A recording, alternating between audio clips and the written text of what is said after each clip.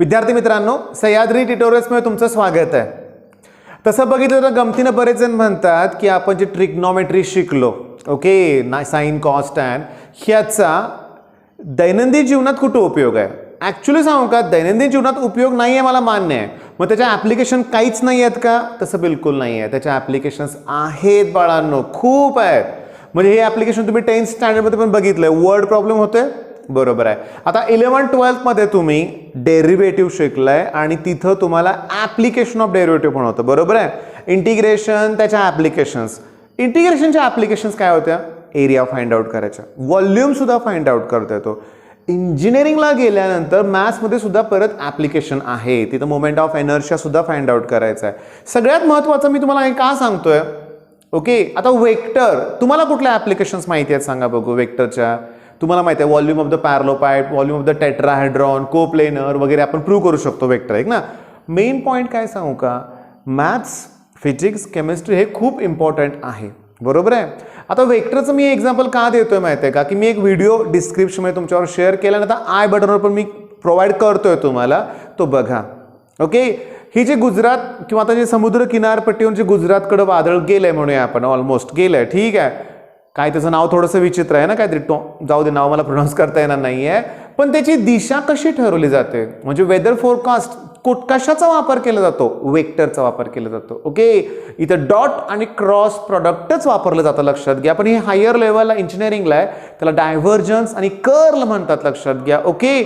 मग तो जो व्हिडिओ आहे तो आय बटनवर तुम्ही क्लिक करा, तुम्हाला तो बघायला मिळेल, किंवा डिस्क्रिप्शनमध्ये बघा, लक्षात घ्या. मेन पॉईंट काय, म्हणजे सगळं तुम्ही इंटरेस्ट असू दे तुमचा, पुढे उपयोगी पडणार आहे या गोष्टीचा विचार करूनच प्रत्येक गोष्ट तुम्ही क्लिअर करा, ओके. बरं, मग आज कोणता टॉपिक घ्यायचा आहे आपल्याला? आज आपल्याला कोऑर्डिनेशन कंपाऊंड हा टॉपिक घ्यायचा आहे. मी तुम्हाला सजेस्ट काय करतोय बघा, की कोऑर्डिनेशन कंपाऊंड तुम्हाला माहिती आहे ना, मी तुम्हाला सांगतो की फर्स्ट तुम्ही इफेक्टिव्ह ॲटॉमिक नंबर हीच कन्सेप्ट क्लिक करा. आता तुमच्या सगळ्यांच्याकडं ऑलरेडी हे बुक पाहिजेच, नसेल तर तुम्हाला करिअर सायन्सवरती, ठीक आहे, तुम्हाला PYQs अवेलेबल होतील. कशासाठी पाहिजे? जेव्हा मी इथं PYQ बघतोय ना, तर मला इफेक्टिव्ह ॲटॉमिक नंबरचे प्रत्येक पेजवर 1-2, 1-2, 2-2, 3-3 क्वेश्चन्स दिसत आहेत, प्रत्येक पेजवर, प्रत्येकवर. बरं, हे सगळे न्यूमेरिकल्स कशातले आहेत? टेक्स्टबुकमधलेच आहेत. चला एक घेऊया न्यूमेरिकल आपण. बघा मी सांगतो काय ते बघा. AU म्हणजे तुम्हाला माहिती आहे गोल्ड, Cl4 आणि (-1).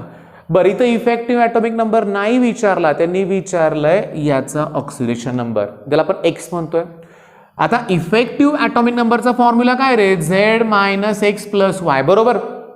X तसं तुम्हाला फाइंड आउट करायचंच आहे, मग याची व्हॅल्यू X. क्लोरीन 4 आहेत, मग 4 इंटू क्लोरीनसाठी -1 तुम्हाला माहिती आहे हॅलोजन, आणि that equals to total charge, तो इथं असतो (-1). जेव्हा काहीच नसेल तर +1 घ्यायचं नाही, 0 येणार, हे लक्षात घ्या. बरं, हे सॉल्व केलं तर -4चं +4 होतील, 4 - 1 +3, 1 मार्क मिळून गेला. विदिन मिनिट पटकन सॉल्व होण्यासारखा हा प्रॉब्लेम आहे, लक्षात घ्या. बरं, नेक्स्ट क्वेश्चन. आता बघा, CO आहे बरं का, कोबाल्ट आहे, NH3, ठीक आहे, आणि 6 टाइम्स लिहिलं आणि इथं 3+ लिहिलं आहे, ओके. ऐका माझं, ह्याचा X नंबर घेणार आहे मी, ठीक आहे. सगळ्यात महत्त्वाचं की इथं हे न्यूट्रल आहे, चार्ज नाही आहे, 0 × 6 that equals to total charge +3. मग X ची व्हॅल्यू आली का +3. आता बरं ठीक आहे, आपण याच्यासाठी इफेक्टिव्ह ॲटॉमिक नंबर काढूया. इफेक्टिव्हचा फॉर्म्युला तुम्हाला माहिती आहे, Z-X + Y, कोबाल्ट. मग मी तुम्हाला सांगू का, स्कँडियम पासून झिंक पर्यंतचे ना सगळे ॲटॉमिक नंबर पाठ करा, म्हणजे तुम्हाला झेडची व्हॅल्यू मी पाठ करायला सांगतोय. स्कँडियम 21, त्याच्यानंतर काय रे? टिटॅनियम किंवा टायटॅनियम, स्कँडियम, टिटॅनियम, व्हॅनॅडियम, पुन्हा क्रोमियम, पुन्हा मँगेनीज, पुन्हा आयर्न, कोबाल्ट, निकेल, कॉपर आणि झिंक. बघा 21, 22, 23, 24, 25, मँगेनीज पर्यंत 25. आयर्न, कोबाल्ट, निकेल एकदम वाचा तुम्ही. आयर्न, कोबाल्ट, निकेल 26, 27, 28, 29 आणि 30. मग कोबाल्टसाठी किती रे? 26, 27. X व्हॅल्यू किती आहे? 3. आता Y ची व्हॅल्यू म्हणजे काय?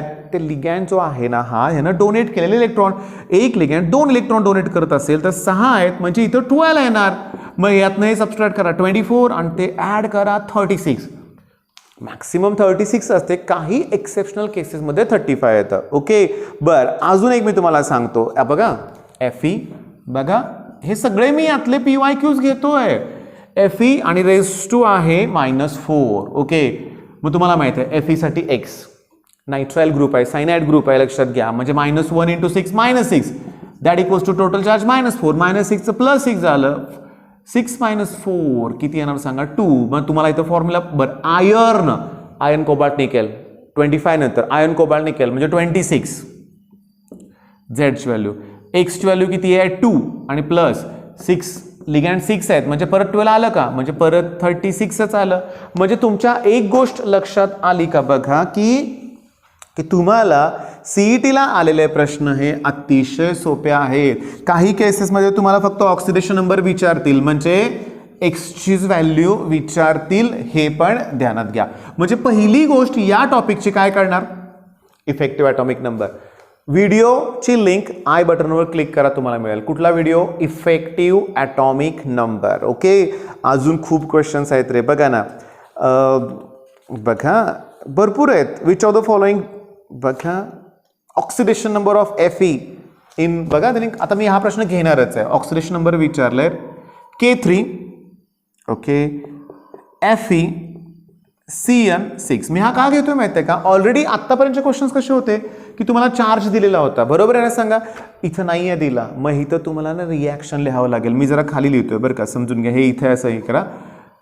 पोटॅशियमचे 3 आहेत म्हणजे हे 3K+ आहेत. 3K+, मग ह्याला बॅलन्स करण्यासाठी 3-. ओके, आता तिथं 4- होतं, आता 3- आहे. मग FE सायनाइड 6 3-. मग तुम्हाला सांगतो याची X सायनाइडला -6 येणार, दॅट इक्वल्स टू -3. मग X इक्वल टू आलं का +3. पण हे बहुतेक याची त्यांनी विचारले फक्त Xची व्हॅल्यू बरं का, म्हणजे +3 येते. पण आपण जर इफेक्टिव्ह ॲटॉमिक नंबर काढायचं म्हणलं, Z आयर्न कोबाल्ट निकेल 26 -3 आणि +12 म्हणजे इथं आलं का 35. वेगळी व्हॅल्यू आली. तुमच्या लक्षात आलेलं आहे की तुम्हाला जर असं एखादं कंपाऊंड दिलं तर तुम्ही त्याचे आयर्न सेपरेट करा, म्हणजे ह्या कॉम्प्लेक्सवरती किती चार्ज आहे ते तुमच्या लक्षात येईल आणि मग त्याच्यावरून तुम्हाला Xची व्हॅल्यू काढणं सोपं जाईल. एकही क्वेश्चन अवघड नव्हता, लक्षात घ्या. ह्याच्यातला आत्तापर्यंत जे PYQs बघतोय ना, एकही अवघड नाही आहे, पण प्रत्येक पेजवर 1 ते 2 क्वेश्चन्स हे आहेत. इफेक्टिव्ह ॲटॉमिक नंबर झाला. नेक्स्ट तुम्ही काय करणार? मी इथं लिहितो बरं का. म्हणजे तुम्ही पहिल्यांदा इफेक्टिव्ह ॲटॉमिक नंबर हाच पॉईंट क्लिअर करा. त्याच्यानंतर तुम्ही करणार आहे IUPAC नॉमेनक्लेचर. IUPAC नॉमेनक्लेचर की जे अतिशय महत्त्वाचं आहे, लक्षात घ्या, अतिशय. कारण कसं आहे बघा, मी तुम्हाला सांगतो की 10 ते 15 मिनिटाचा व्हिडिओ आहे. चला इथं पण आय बटनला क्लिक करा, हा पण व्हिडिओ बघा. ओके, कसं आहे, IUPAC नॉमेनक्लेचर विचारलंय, the correct IUPAC name of the एक कंपाऊंड दिलंय. ओके, महत्त्वाचं म्हणजे काय, कसं केलं पाहिजे IUPACची प्रिपरेशन सांगा बघू. की पुस्तकाचे एक्झाम्पल्स दिले तेवढेच वाचायचे का? बिलकुल नाही. रूल्स फॉलो करा. IUPAC साठी रूल्स फॉलो करा.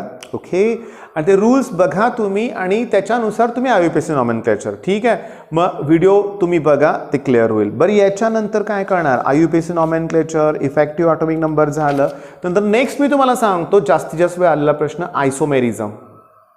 ओके, आता मी तुम्हाला सांगू का, डिलीटेड पार्टचा मी विचार आता केलेला नाही आहे बरं का. मी ॲक्च्युली बघितलं पण नाही आहे कुठला पार्ट डिलीटेड आहे, पण आयसोमेरिझम नक्की असेल.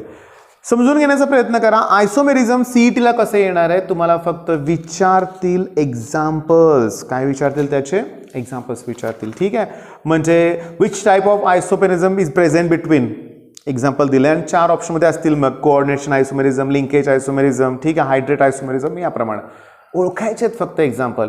मग त्याचाही व्हिडिओ मी इतके व्हिडिओ म्हणतोय म्हणजे का, ऑलरेडी कोऑर्डिनेशन कंपाऊंडची प्लेलिस्टच तुमच्यावर डिस्क्रिप्शनमध्ये शेअर करतो. 7 ते 8 पार्ट आहेत, पूर्ण टॉपिक एक्सप्लेन केलं आहे. 15-20 मिनिटाचे पार्ट आहेत, एखाद दुसरा मोठा असेल, पण आज हे फिनिश होऊ शकतं. बरं, याच्यानंतर तुम्हाला सांगू का, ॲक्च्युली ना तुम्हाला सांगू का, वर्नर्स थिअरी, आता तोंडी सांगतो, लक्षात घ्या. व्हिडिओच्या शेवटी मी तोंडी सांगतोय की Werner's theory. Okay, ligands, classification of ligands, ठीक आहे, पुन्हा कोऑर्डिनेट जे कॉम्प्लेक्स आहेत ते, व्हॅलन्स बॉन्ड थिअरी आहे का चेक करा पहिला सिलेबसमध्ये. मी ॲक्च्युली बघायला पाहिजे होतं, नाही बघितलं मी, माफ करा. Valence bond theory. बरं, जे आहे तेवढं तुम्ही बघा आणि एक लक्षात घ्या, तुमची एक गोष्ट ध्यानात आली का?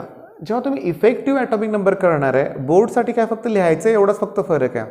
IUPAC नॉमेनक्लेचर हेच येते बोर्डला, लिगँड आणि त्याचं क्लासिफिकेशन हेच येणार आहे बोर्डला, म्हणजे बोर्डची तयारी पण होते. पण आणखीन महत्त्वाचं, ॲक्च्युली काल मीटिंग झाली, म्हणजे केंद्रीय शिक्षण मंत्र्यांची मीटिंग झाली, पण रात्री मी बराच वेळ वाट बघितली, पण तोपर्यंत काहीच डिसिजन त्यांनी बाहेर येऊन दिलं नव्हतं. ओके, ॲक्च्युली प्रेस रिलीज त्यांनी काहीतरी करायला पाहिजे होतं, पण नाही झालं. असू दे, काय हरकत नाही. निदान आज ते कळेल अशी अपेक्षा करूया.